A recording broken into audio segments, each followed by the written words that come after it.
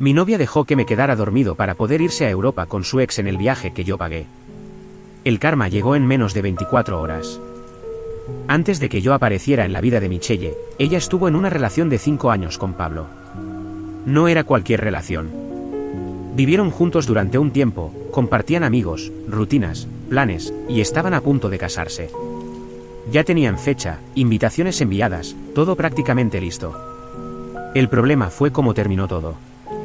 Días antes de la boda, durante la despedida de soltero de Pablo, él le fue infiel. No fue un rumor ni algo ambiguo. Hubo pruebas claras, gente que estuvo ahí, mensajes, todo.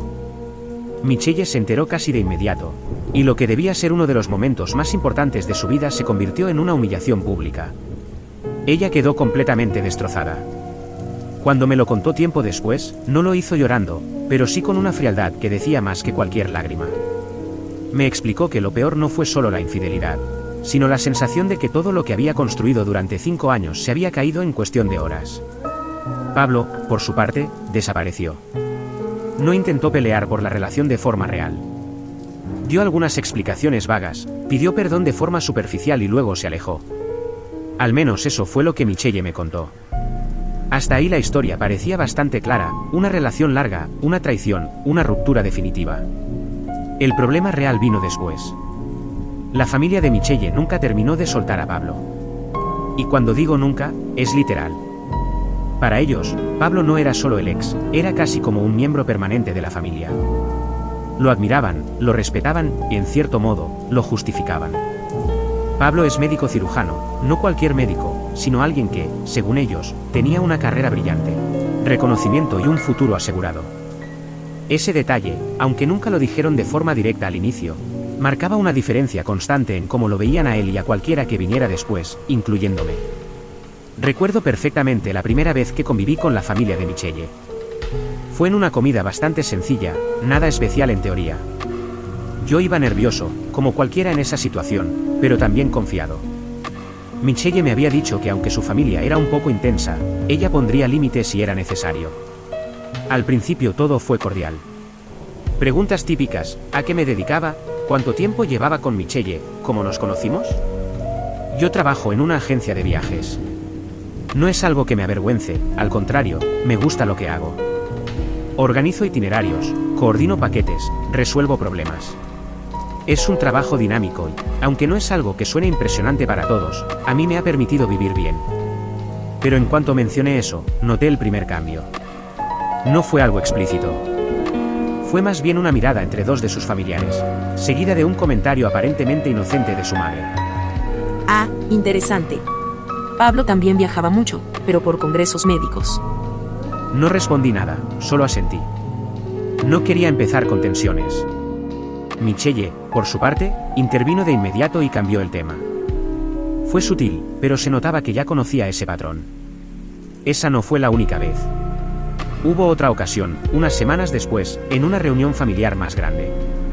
Estábamos conversando sobre planes a futuro, metas, ese tipo de cosas. Uno de sus tíos, sin ningún tipo de filtro, soltó. Bueno, lo importante es que Michelle siempre ha tenido buen gusto. Pablo era un gran partido y, bueno, ya veremos cómo resulta todo ahora. No lo dijo mirándome directamente, pero no hacía falta. El mensaje estaba claro. Antes de que yo pudiera reaccionar, Michelle se giró hacia él y respondió con un tono firme que no le había escuchado antes. Tío, ya basta. Pablo es pasado. Estoy con Abel ahora y eso es lo que importa. Hubo un silencio incómodo después de eso. Nadie dijo nada por unos segundos, hasta que alguien cambió de tema. Ese tipo de situaciones se repitieron más de lo que me gustaría admitir. Comentarios disfrazados de halagos hacia Pablo, comparaciones indirectas, insinuaciones sobre estabilidad, éxito, nivel de vida, todo muy bien envuelto pero constante. Y sin embargo, Michelle siempre estaba de mi lado. Cada vez que alguien cruzaba la línea, ella intervenía, a veces de forma suave, otras más directa, pero nunca me dejó solo frente a su familia. Eso es algo que debo reconocerle. Por eso, durante mucho tiempo decidí tolerar la situación. Pensaba que con el tiempo las cosas cambiarían, que si veían que la relación era estable, que yo la trataba bien, que había compromiso, eventualmente dejarían de compararme con alguien que al final la había traicionado. Pero también había algo más. Yo sabía que en el fondo no competía solo contra una persona, sino contra una idea. Pablo no era solo el ex, era el ex idealizado, el que tenía una carrera impresionante, el que había cometido un error, el que según ellos merecía una segunda oportunidad. Y yo era simplemente el que llegó después. Aún así, decidí hacer algo al respecto. No confrontarlos directamente, no entrar en discusiones. Eso solo habría empeorado las cosas. Mi forma de enfrentarlo fue otra, demostrar con acciones que yo también podía estar a la altura. No en términos de profesión, porque eso sería absurdo. No voy a convertirme en médico para impresionar a nadie. Pero sí en términos de compromiso, de estabilidad, de intención real con Michelle. Fue así como surgió la idea del viaje. Michelle y yo llevábamos aproximadamente 10 meses juntos en ese momento. No era poco tiempo, pero tampoco era una relación de años. Sin embargo, ya había suficiente confianza y estabilidad como para pensar en algo más serio. Un día, después de otra reunión familiar algo tensa, ella me dijo algo que se me quedó grabado. Sé que no deberías tener que hacer nada para ganarte a mi familia, pero si hubiera una forma de que vieran quién eres realmente, todo sería más fácil. No lo dijo como una exigencia, más bien como una mezcla de frustración y esperanza.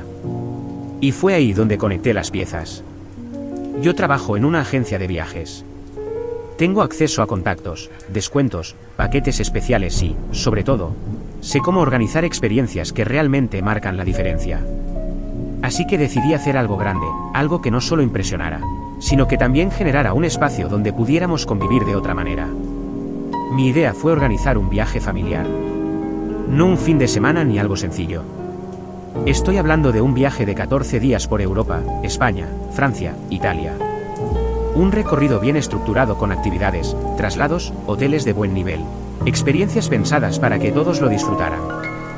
Pero lo más importante, yo me encargaría de casi todo.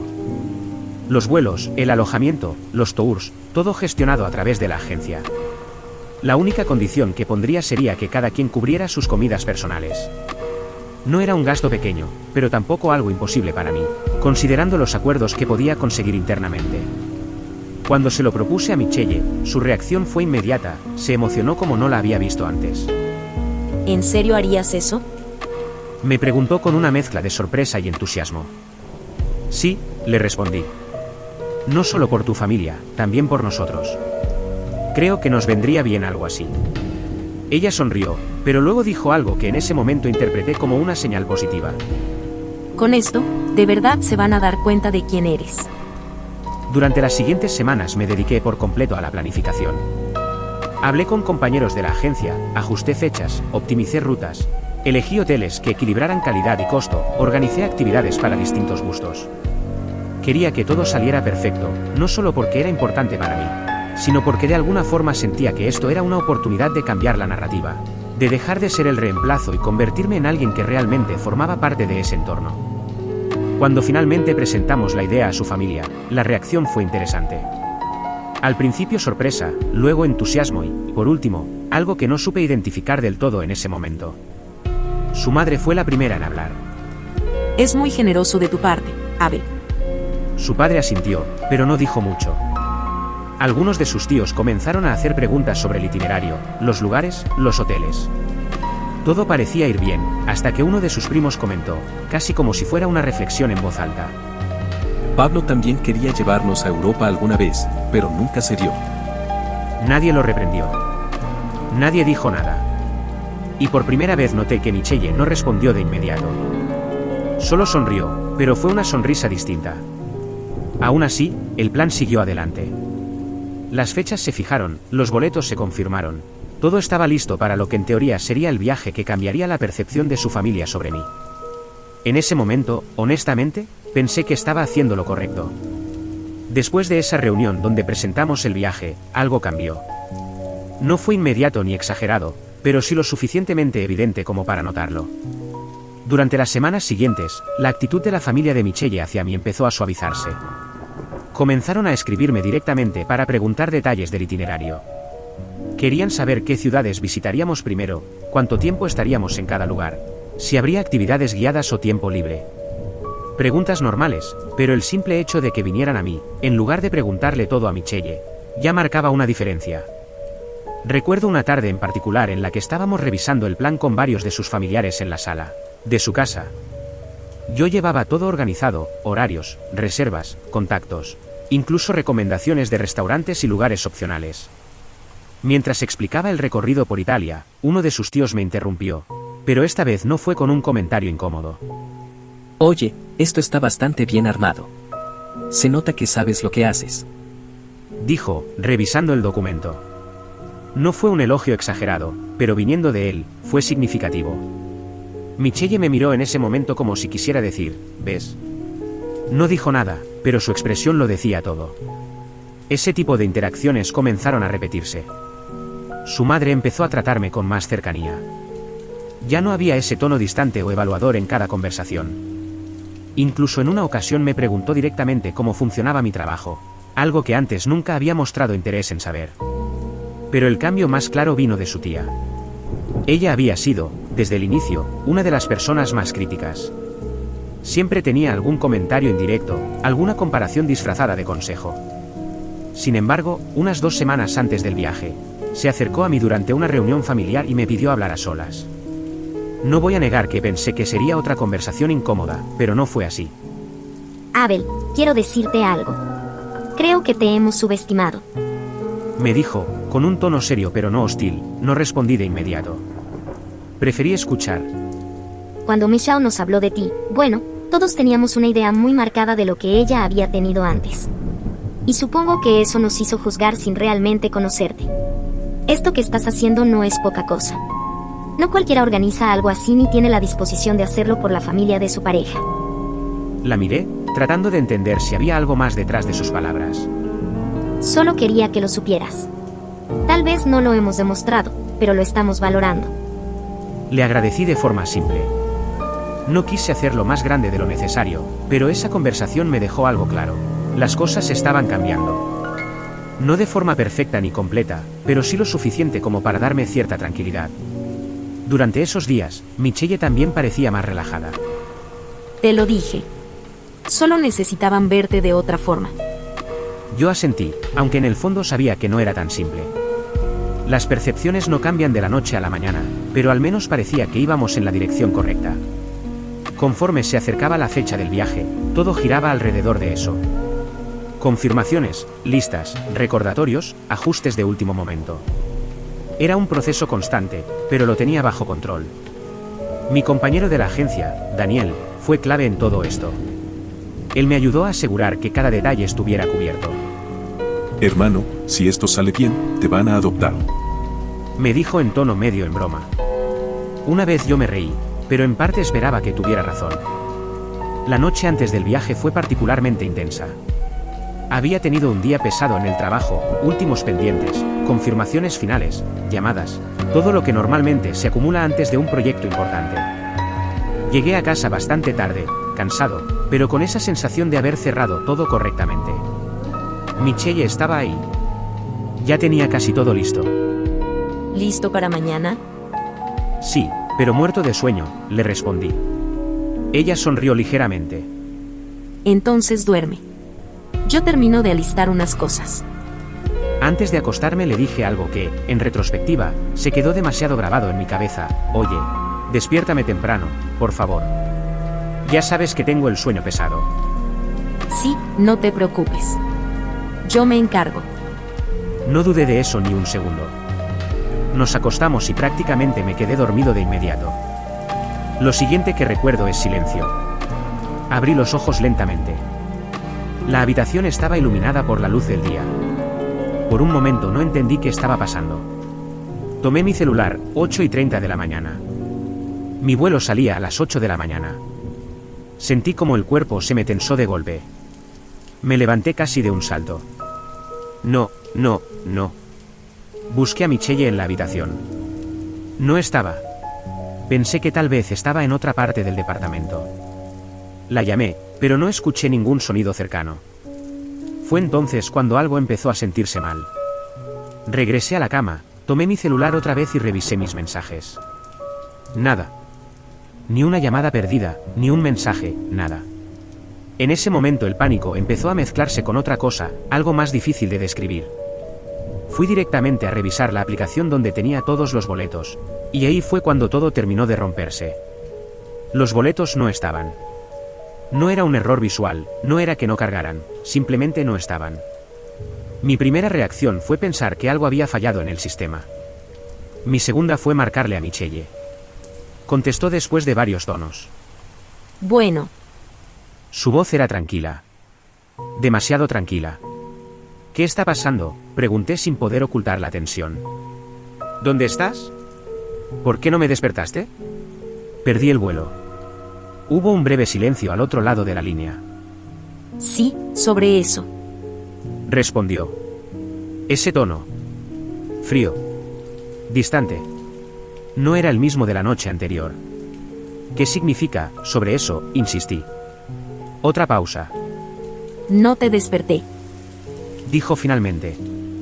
Sentí como si el tiempo se detuviera un segundo. ¿Cómo que no me despertaste?, pregunté. Te lo pedí explícitamente, Michelle. Lo sé. Entonces, ¿por qué? No terminé la frase porque, en ese momento, algo dentro de mí ya empezaba a entender. Porque al final la familia no quería que fueras tú. Dijo. No levantó la voz. No hubo emoción en sus palabras. Solo una afirmación directa. ¿Qué? Fue lo único que pude decir. Querían que fuera Pablo. Ese nombre. Después de todo. Después de todo lo que había pasado, de todo lo que yo había hecho. Volvía a aparecer. ¿Estás hablando en serio?, pregunté, sintiendo como la frustración comenzaba a subir. ¿Me estás diciendo que me dejaste aquí para llevarte a tu ex? No es así. Solo las cosas se dieron. Las cosas se dieron. Repetí incrédulo. ¿Qué significa eso?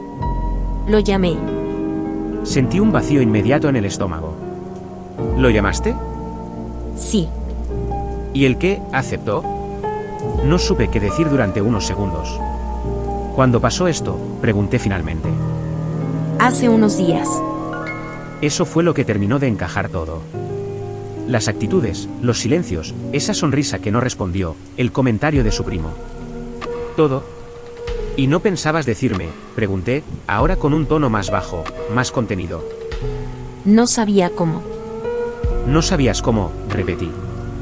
Michelle, organicé todo este viaje. Todo. ¿Y tu solución fue no despertarme?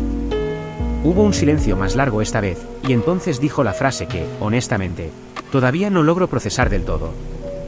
Lo siento. Lo quieren más a él. Así. Sin más.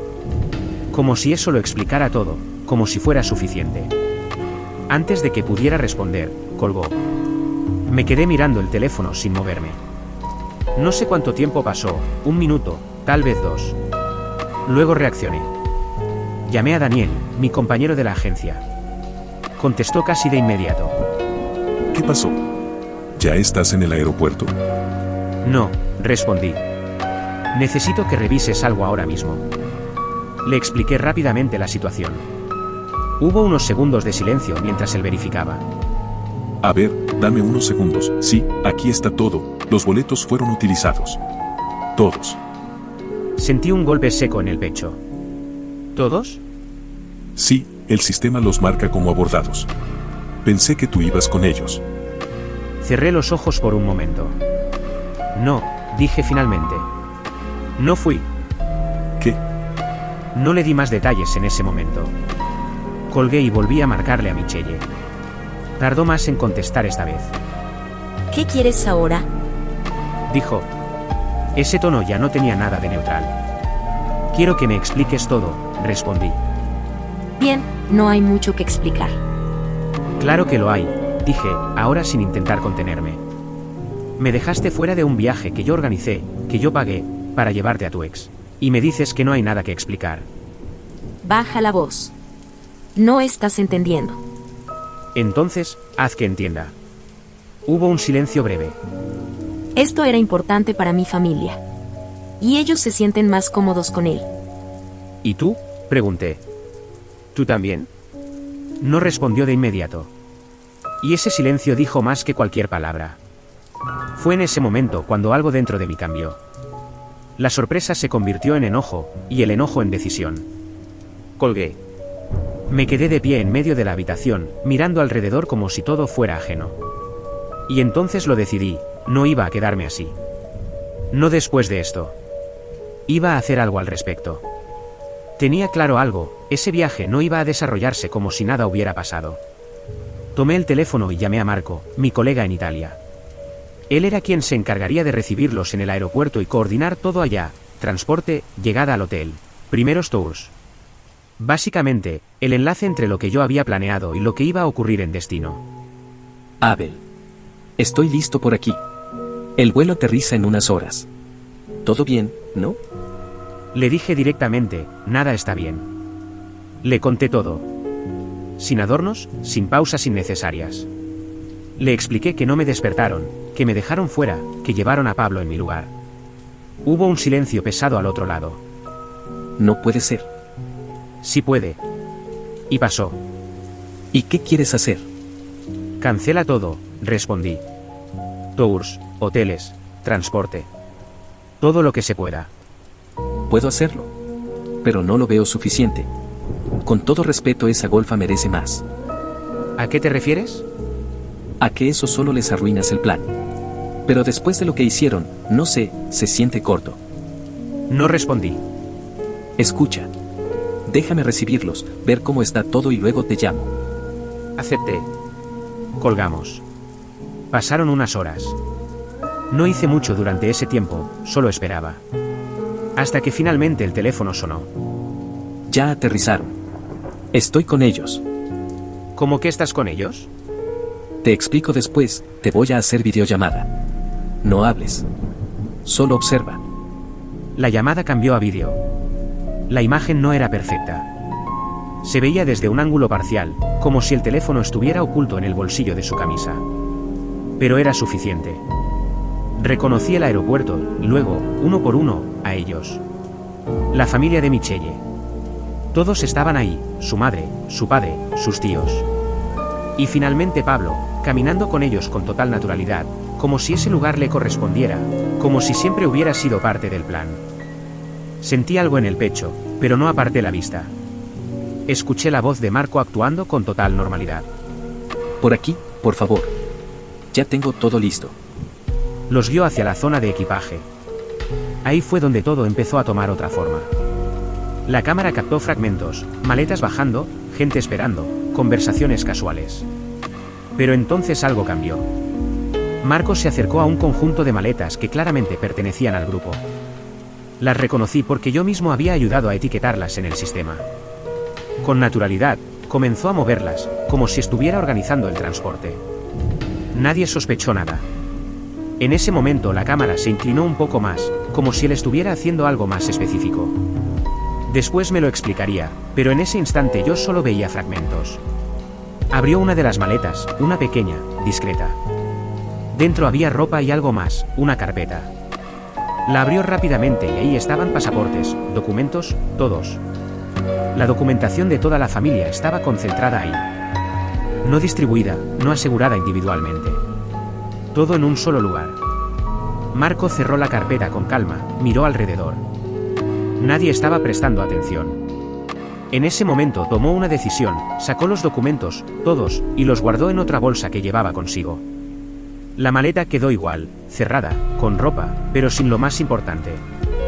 Después de eso continuó como si nada hubiera pasado. Vamos saliendo. Dijo en voz alta.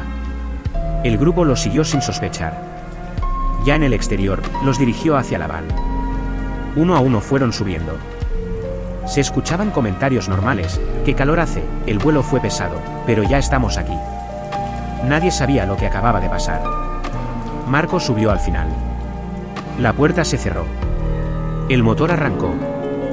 Durante los primeros minutos todo parecía completamente normal. Conversaciones ligeras, expectativas sobre el viaje, incluso algunos comentarios positivos. La organización está muy bien. Dijo la madre de Michelle.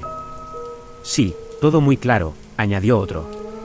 Esa frase volvió a golpear. Porque sí, todo estaba bien organizado. Por mí. Pero yo no estaba ahí. En cambio, Pablo sí, y nadie parecía tener problema con eso.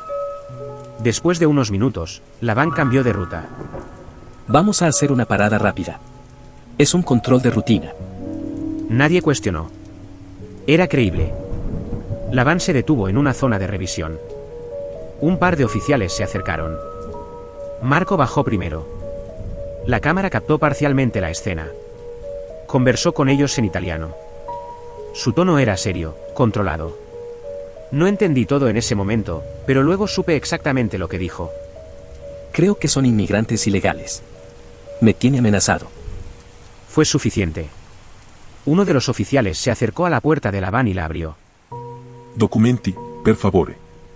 El tono cambió de inmediato. Dentro, el ambiente se congeló. ¿Qué pasa?, preguntó alguien. Solo es una revisión, dijo Marco, manteniendo el papel. Pero ya no era una simple revisión. Uno a uno comenzaron a pedir documentos, pasaportes, identificaciones, permisos. Y ahí fue donde todo empezó a romperse. Un momento. Dijo la madre de Michelle. Están en la maleta. Sí, todos los pusimos juntos. Añadió alguien más. Bajaron la maleta, la abrieron. ¿Ropa? Solo ropa. Silencio. No, no puede ser. Murmuró uno de los tíos. Comenzaron a revisar desesperadamente. Aquí estaban. Yo los vi. ¿Quién los movió? La confusión se convirtió en nerviosismo en cuestión de segundos. Señores, documentación. Repitió el oficial, ahora más firme. Debe haber un error. Tenemos todo en regla. Dijo el padre de Michelle. Entonces muéstrelo. No podían, porque no lo tenían.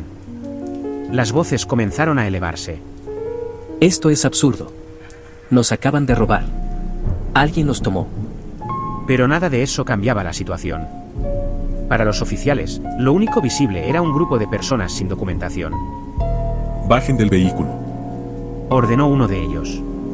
El tono ya no era negociable. Uno a uno comenzaron a descender. La cámara captaba fragmentos caóticos. La madre de Michelle empezó a llorar. Esto no puede estar pasando. El padre intentaba mantener la calma, pero su voz temblaba. Uno de los primos comenzó a discutir con los oficiales. Esto es un abuso. Silencio. Respondieron. Michelle estaba paralizada. Miraba la maleta abierta como si no pudiera procesar lo que veía. Los documentos estaban aquí. Pablo intentó intervenir. Señores, tranquilos, soy médico. Esto es un malentendido. Pero esa frase no tenía ningún peso ahí. Documenti. Repitió el oficial. Y no había nada que mostrar. El caos aumentó. Abel se encargaba de todo. Dijo alguien. Esa frase volvió a aparecer, pero esta vez no había duda en lo que significaba. Abel ya no estaba. Y sin Abel, no había nada. La madre de Michelle lloraba sin control. ¿Por qué nos pasa esto? Nadie tenía respuesta. El padre comenzó a discutir entre dientes. Los tíos se culpaban unos a otros. Michelle seguía en shock. Y Pablo ya no decía nada. Su seguridad había desaparecido por completo. Los oficiales hablaron por radio. Minutos después llegaron más. Van a tener que acompañarnos. Dijo uno de ellos. Y entonces la realidad cayó con todo su peso. No era un retraso, no era una molestia. Era una detención. La cámara captó el momento en que comenzaron a separarlos. Las voces se rompían. El llanto aumentaba. El orden desaparecía. Michelle finalmente reaccionó. Esto no puede estar pasando. Decía con la voz quebrada. Pero estaba pasando. Y por primera vez desde que todo comenzó, ellos estaban sintiendo lo que significaba haberme dejado fuera. Pasó aproximadamente una hora desde la última vez que vi la videollamada. Durante ese tiempo no hice nada. No llamé a nadie, no revisé mensajes, no intenté intervenir. Solo me quedé en silencio, procesando todo lo que había ocurrido. Hasta que el teléfono volvió a sonar. Era Michelle. La pantalla mostraba su nombre, como si nada hubiera pasado, como si la última conversación no hubiera existido. Contesté. Bueno. Su voz no era la misma de antes. Estaba rota. Amor, por favor, ayúdanos. Dijo, casi sin aire, esa palabra. Amor. Después de todo. No respondí de inmediato. Nos tienen en migración. Continuó, hablando rápido, con desesperación. Dicen que debemos pagar una multa de 5.000 cada uno o nos van a deportar y no podremos volver a Europa. Se escuchaban voces de fondo, llanto, confusión. Por favor, mueve tus influencias. Tú conoces gente, tú puedes arreglar esto. Cerré los ojos un segundo y entonces respondí, justo eso hice. Hubo un silencio al otro lado. ¿Qué? ¿Moviste influencias? Su tono fue ahora con miedo. De esto, respondí. Esto es lo que pasa cuando dejas fuera a alguien de su propio viaje. El silencio que siguió fue distinto. Ya no era confusión. Era comprensión. No, no hiciste esto. Sí lo hice. Se escuchó un sollozo. Tranquila, añadí. Si no pagas la multa, solo tendrás que pasar unos 3 días en prisión preventiva y después te regresan a casa. No levanté la voz. No hubo enojo. Solo una explicación fría. Michelle empezó a llorar abiertamente. ¿Qué te pasa? ¿Por qué haces esto? Eres un psicópata. Dijo entre sollozos. No respondí. Nos acabas de arruinar la vida, vamos a tener antecedentes. Esto va a afectar el trabajo de Pablo, el de todos. ¿No entiendes lo que hiciste? La dejé terminar y luego respondí, vaya, qué triste. Hice una pequeña pausa. Pero bueno, siempre habrá vacantes en McDonald's. Se quedó en silencio. Ahí podrán trabajar, añadí. Y mírenle el lado bueno, las hamburguesas les saldrán más baratas. Estás enfermo. Dijo casi sin voz.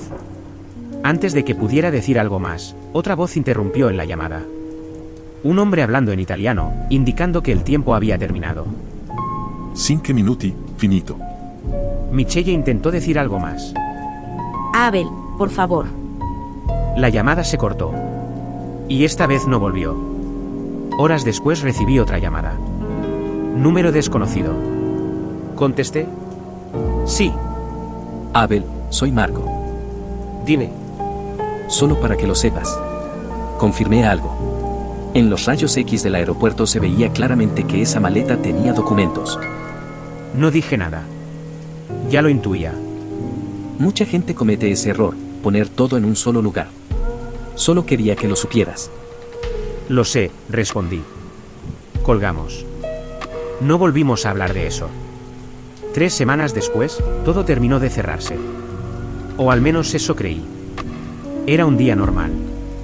Estaba en casa, intentando retomar la rutina, hasta que tocaron la puerta. Fuerte. Insistente. No era una visita casual. Me acerqué y miré por la mirilla. Y ahí estaban, la familia de Michelle, varios de ellos. Sus padres, algunos tíos, primos. No todos, pero suficientes. Abrí la puerta lo justo. ¿Qué quieren?, pregunté. No hubo saludo, no hubo introducción. Sabes perfectamente lo que hiciste. Dijo su padre con el rostro tenso. No tengo idea de qué hablas, respondí. No te hagas el idiota. Intervino uno de los primos, dando un paso al frente. Todo esto fue por tu culpa. Les repito, dije, no sé de qué están hablando. Las voces comenzaron a elevarse. Nos detuvieron. Nos trataron como criminales. Perdimos dinero. Pablo tuvo problemas en su trabajo. Esto no se va a quedar así. El ambiente empezó a escalar rápidamente. Uno de los primos se acercó demasiado. Te vamos a... No terminó la frase porque en ese momento saqué el teléfono y marqué. Policía, dije cuando contestaron. Hay un grupo de personas en mi domicilio actuando de forma agresiva. No levanté la voz. No discutí. Solo informé. Eso cambió todo. Algunos retrocedieron, otros siguieron reclamando, pero ya con menos seguridad. Minutos después la patrulla llegó. Los oficiales se acercaron y evaluaron la situación. Yo expliqué que no conocía el motivo de su presencia, que estaban alterados, que temía por mi seguridad.